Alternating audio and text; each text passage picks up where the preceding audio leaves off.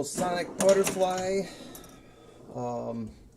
Spanish game from, I think it's like 77?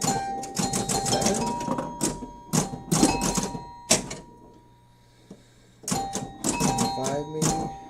Look. Pretty cool game. Interesting layout. Rules are pretty simple though. Basically, objective of this is the 3-bank drop target in the kind of center right. Each time you knock down all 3 of those, it lights the insert lights in the star rollover lights to spell butterfly in the middle. So you hit them down once, it lights the letters B-U-T, second time is T-E-R, third time is F-L-Y. And for each, it's worth more for each one. So the first time you knock them down, it's for lights the double bonus lane, which, where's that? Oh, your return lanes. And then the second time is the extra ball lane, which is on the left-hand side, which I'm not going to accomplish that this game.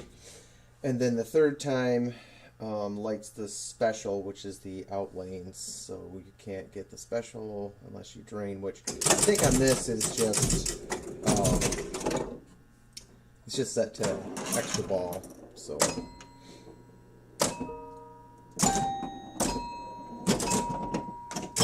Replay, I mean.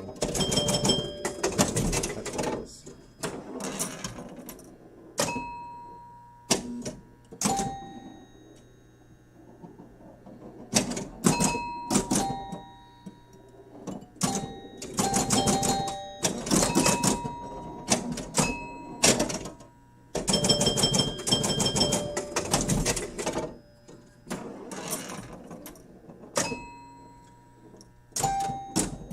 Oh, and then there's the top hole of the saucer, and I believe that is lit by the different lanes, so it's kind of color-coded. I don't know if you can see it on the screen, but your top rollovers are red, yellow, red, and it kind of indicates with like the 3D looking kind of squares coming out at you. So I just rolled over a red one, so it lit up that red insert. And then, what does it say? For each one, it's 1,000 for each lit light. So it's to your advantage to try and get all those and keep hitting the hole shot, the saucer. But everything resets to 0, I believe, when you drain.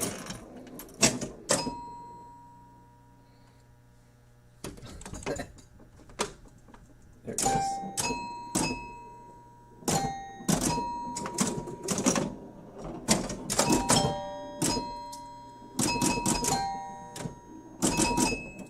And then the pop bumpers light alternatively, I believe, with the slingshots, or no, with maybe it's 10-point hits. So 1,000. I think there are 1,000 with lit, and then like 100 when not lit.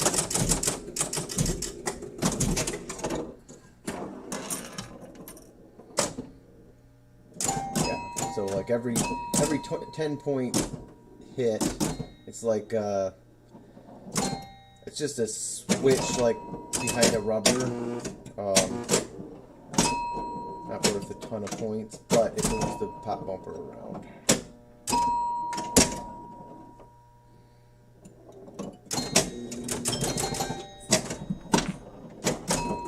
There's the first drop target bank down. So I got BUT lit. drain. So that would have been for, it lit the double bonus lane.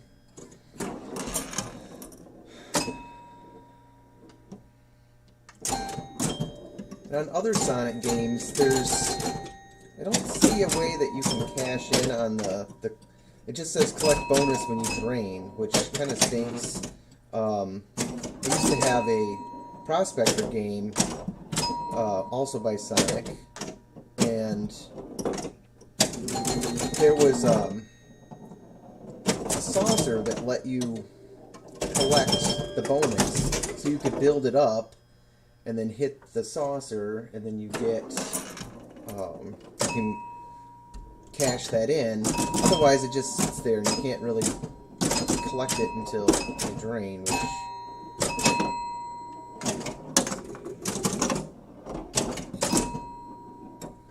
would be nice if you could cash it in.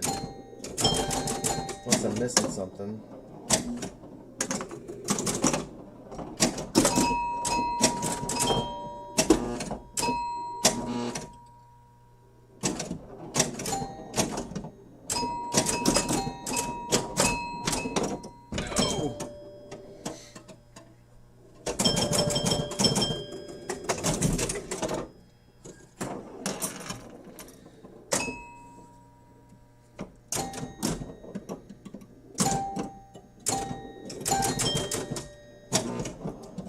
This area up here behind the drop targets, it takes up a lot of space for those lanes, and like if you roll through both of them, you get 1,000. One is or you get 2,000, 1,000 for each rollover, but then the top one is 1,000 plus advanced bonus, which is good, I guess, but get up in there very often. It's kind of more the pops send it over there. So there, oh no, it just bumps out. So you'd think that there'd be a little bit more reason to go back in there.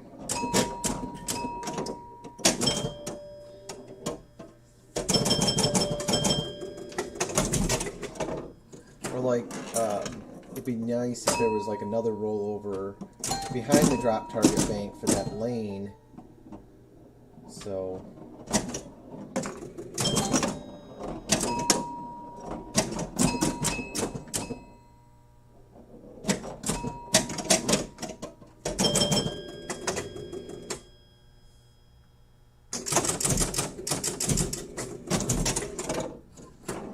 but pretty cool artwork. I've wanted this game for quite a while, kept my eyes open. A friend of mine, Tommy Skinner, in Indiana, he's a lover of rare pinball like myself, and he also operates games, and so he got this game. I think I saw him posted on like Facebook or something, and I was like, oh man, I'd love to have a butterfly one day, you know, been looking for it, and I think he had plans to fix it up and put it at his location, because he has a prospector in his location right now. And I think his North End pub in was it Lafayette, Indiana? Anyway, I'll have to look that up. Anyway, so he had planned to fix it up, and you know, it's something really unique to have on location. But I think since COVID is let up, he was utilizing some of their like stage area for games, and since they're going to have live music again, he's losing some of his placement. So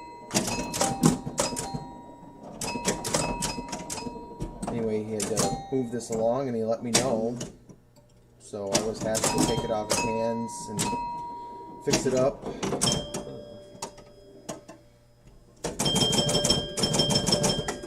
It wasn't too bad. I mean, I had to go through pretty much all the switches. I didn't really touch anything in the back box, which was nice. Somebody had this working before, but that dang rubber needs to be tighter. There's that noise is the slingshot.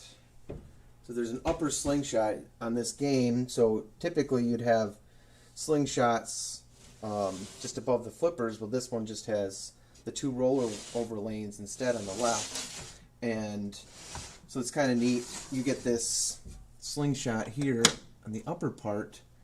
But I think I might have to put a tighter rubber around this, because once in a while it jumps past it, and then that's what was going on there, that chatter. No big deal, but it is if you had this on location, because you couldn't fix it.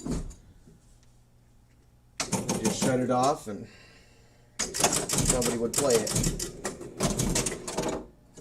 But I guess when you got the game, like somebody had chopped out the top side, put new rubbers on, and probably had put a whole lot of gameplay on it to know that was going to be an issue.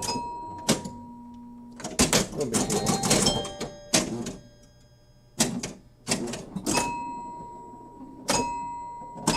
Well, that's nice. I could have rolled over all of it.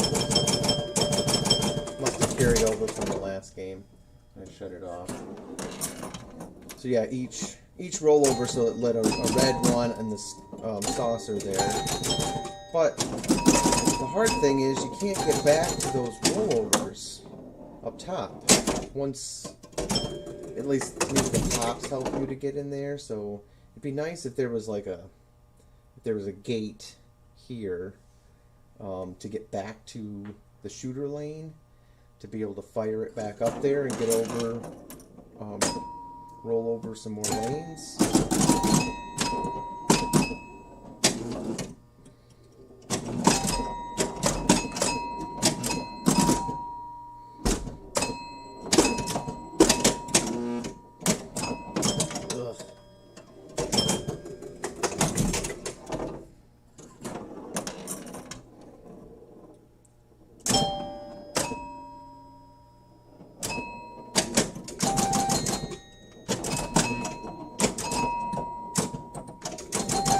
Cool though.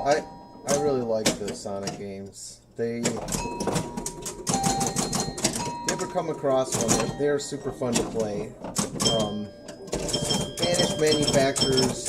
Well, so this whole lineup I have here in the living room is all foreign manufacturers. So I have three Sonics, which are Spanish, and then two Zaccaria, which are Italian, and they really love to have unique layouts.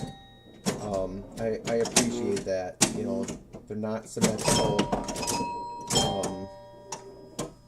This makes for a little bit more interesting gameplay, because you got slingshots in places that they're not normally seen. You got rollovers in places that you wouldn't normally see. So I'll have to stream. I have sitting next to this is a Mars Trek and a Sonic Faces. Mars Trek is one that we've streamed before on TurboGrafx 7, where it has a double spinner, much like Prospector, but it's kind of off to the side, and it has like a horseshoe kind of horseshoe hook to it, which is very much probably inspiration for If you've ever played Swords of Fury, Williams Swords of Fury, it has that double spinner with like a horseshoe turnaround. So you hit one spinner, it whips around, it goes through the other. So probably a little bit better implemented on Swords of Fury, but the concept was there, back in the 70s. So that's what's really cool about some of these foreign manufactured games, that there's a lot of really neat stuff on them that just wasn't used by the American companies during the same time, and were probably inspiration for future games, that were made much later. Zaccaria had a lot of really cool stuff. I think we've talked about in past streams that were likely inspiration for modern games, mechanisms in modern games.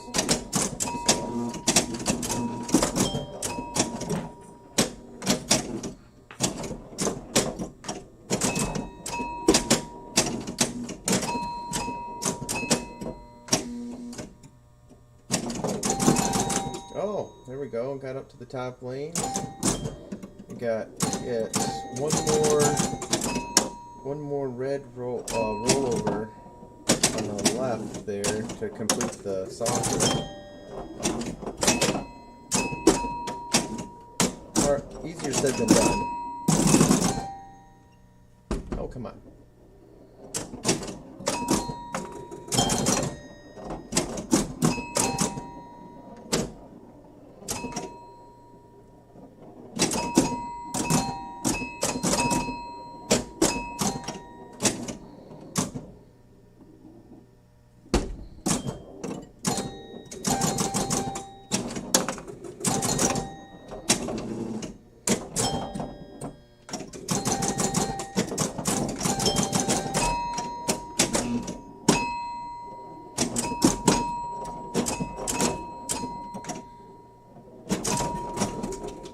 Yeah, with this layout, the slingshot being up like that, it really makes for a lot of side-to-side action, which a lot of times can mean death.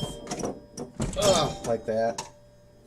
In older games, the outlanes are pretty wide open, so it's basically as soon as you hit that side rail, it just kind of detons the ball and it just drops in there, so makes it for a pretty brutal game. But that one ball was pretty good. Probably the best game so far.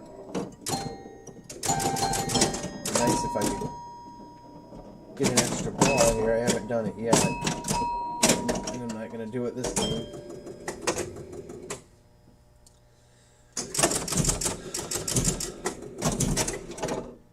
Yeah, that was 58.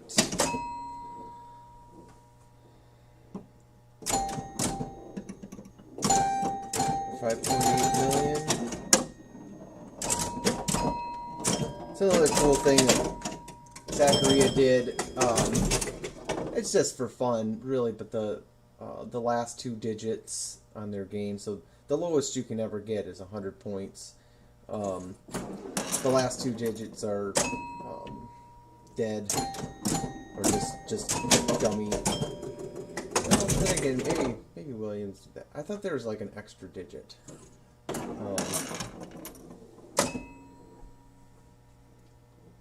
Compared to other manufacturers. But I do like that. So both Sonic and Zaccaria have the exact same components, inside the game,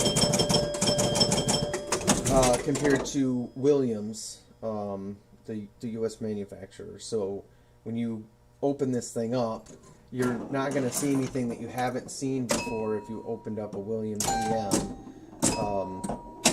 It's essentially the exact same relays and stepper motors, or stepper units, score motors, everything, Jones plugs. So pretty simple to work on. I think they did some really good things with these games. Their play fields are really nice. They're like a super dense wood, and they have a clear coat on them. So usually when you find a Sonic or Zaccaria game, the play fields are in pretty dang nice shape. So are the back glasses, and I love how vibrant like the colors are. Typically in Williams games, if you had red in a back glass, it would be all flaking and falling off. And it's just, you know, the printing technology that they had in Europe was, maybe they didn't have as many regulations around that, and they could use more deadly chemicals that lasted longer. That's what I've been told anyway. And so usually their play fields and back glasses are in really nice shape. Their plastics as well. I've very rarely have I seen broken plastics on these games. What else? The things that they didn't do well, especially Sonic, their cabinets are terrible. And they're super heavy because they're made of a chipboard. You know, like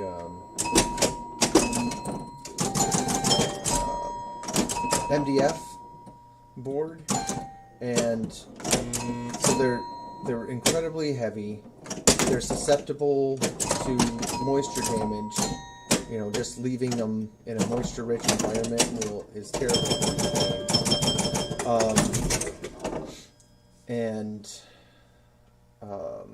What else? Oh, because you could, like the bottom cabinet is an exposed edge to the wood. So every single time that you move the game around, you're dragging the bottom of it, and the bottoms of the cabinets are always messed up.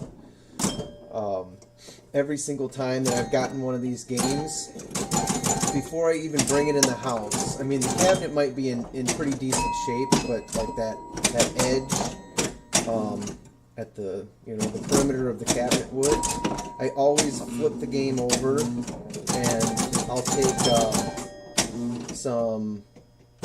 some wood glue. Ugh, stay in there. Ugh, jeez. So take some wood glue and you run it around the bottom perimeter of the game. Just basically you're sealing up that edge, because it'll tend to just continue to flake off and just gets brittle because of moisture absorption. Anyway, so that'll seal it up, and then the next time that you move it, it'll be a much stiffer surface to slide on. But so that's one piece. I've had like where the head bolts attach.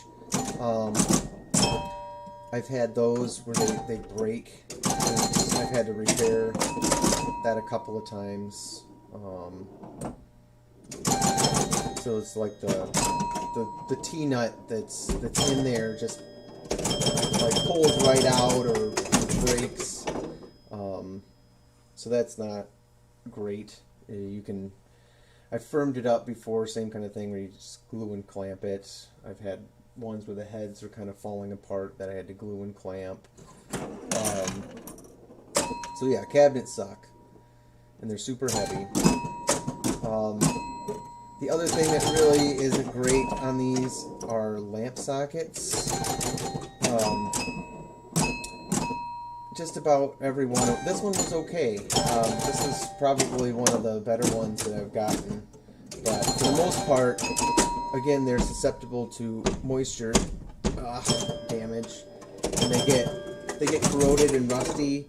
and a lot of times they fall apart. So a lot of, on early solid state games, you can like bend the bracket, the lamp socket bracket back, and to change out the bulbs.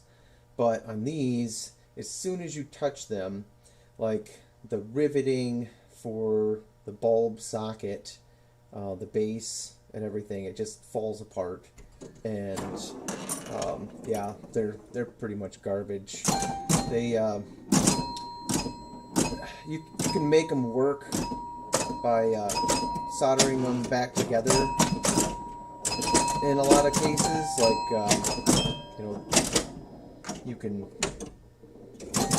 solder the base to the bracket, kind of fix them, but you have to do it on like every single one. Otherwise, you're not going to have reliable lights on this, on Sonic games. I think Zaccaria used the EM Zaccaria used different lamp sockets. I haven't had too much trouble with those, but otherwise, I mean, pretty much all Williams stuff in there. And yeah, once they're all gone through, I mean, they're just as reliable to you know, any other manufacturer. So, as far as working on EMs, I tend to favor Williams anyway. Just they're easier to repair. Just the way that they have their relays kind of in a vertical position. There's not a whole lot of stacked relays where you got, or double stacked relays where you have to remove them from their switch bank. And like Gottlieb like to use a lot of double stacked relay switches where you can't get at the bottom one, and so you have to remove the whole relay to flip it over and clean the switches on the other side and adjust everything. I mean, I get why they do that. It saves space. You know, you can do more things with one relay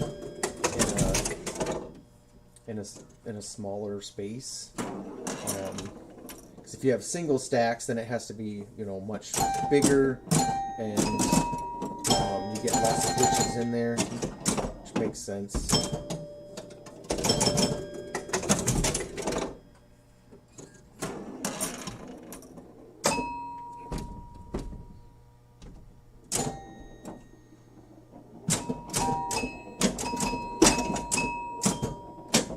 But I don't know. I might be the weird one that I like these foreign games. They're a lot of fun, and you just don't see them very often.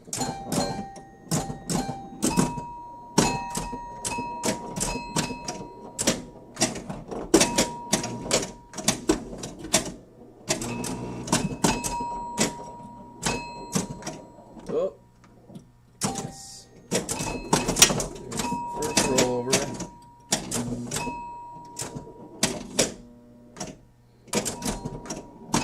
See if I can get any further here.